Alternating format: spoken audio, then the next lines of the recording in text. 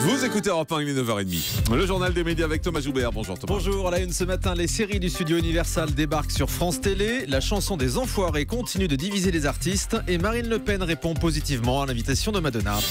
Et on commence donc avec France Télévisions qui vient de réussir à piquer le contrat de série Universal à TF1. C'est un gros coup pour France Télé. Selon BFM Business, le groupe public vient de signer un accord avec Universal pour pouvoir diffuser les futures séries du studio.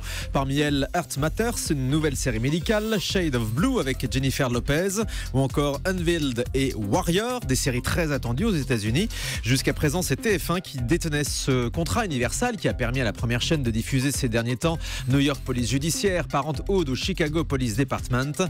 TF1 garde tout de même les droits sur les séries déjà diffusées sur la une comme Dr House. On ne connaît pas le montant du contrat, mais France Télé a sans doute dû signer un gros chèque. La chanson des Enfoirés continue de susciter énormément de réactions. D'un côté, ceux qui défendent la chanson, de l'autre, ceux qui la massacrent, comme Joe Star. Sur le réseau social Instagram, le rappeur a publié une photo de Mimi Mati qui fait une grimace en commentant « Je comprends que l'on puisse avoir le tournis à chanter un truc aussi merdique. Écoutez les paroles, on est presque sur les traces du FN ». C'est donc la réaction de Joe Star. Jacques Attali, lui, avait été un des premiers à accuser la chanson de Jean-Jacques Goldman d'être réactionnaire. Il s'en est expliqué hier soir sur Europe 1 au micro de Nicolas Poincaré.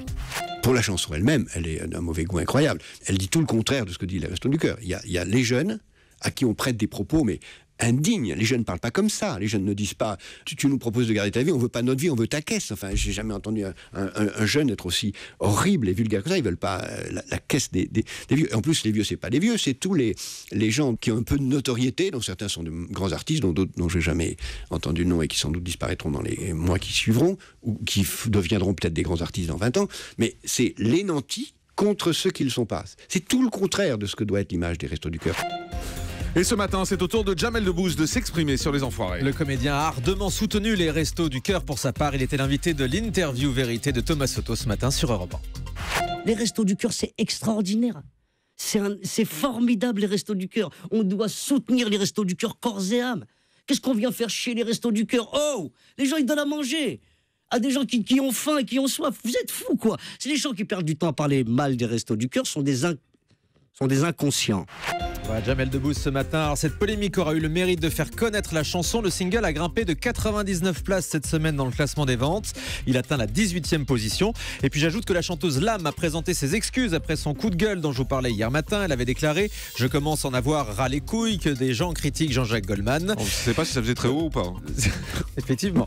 Dans un message qu'elle vous a adressé, Jean-Marc Lam regrette d'avoir été vulgaire. Elle comprend que sa phrase s'est pu choquer. Elle dit avoir parlé avec son cœur.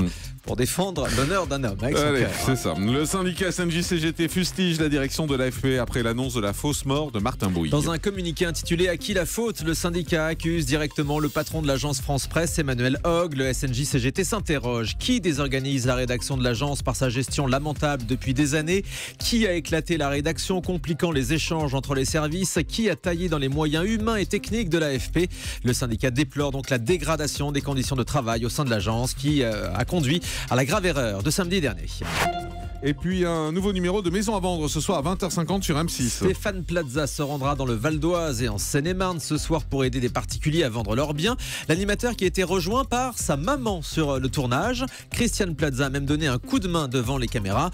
Nous l'avons interrogé, écoutez. J'étais venue passer quelques jours avec mon fils et comme il était parti tourner, j'ai décidé d'aller le chercher. J'ai téléphoné, il m'a dit passe maman. Et de là, j'ai rencontré une équipe charmante qui m'a fait rentrer et je me suis proposé de les aider.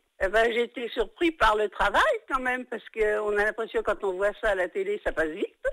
Et puis quand on voit tout ce travail, il a du boulot quand même le gamin. C'est incroyable, oui, j'en suis toujours émue aux larmes quand je le vois à la télé et tout ça. Et puis je n'ai que des compliments sur lui. Alors ça fait encore plus plaisir parce qu'il est très simple, il est resté gentil et tout ça. Voilà, c'est gentil, c'est la maman qui parle, c'est normal.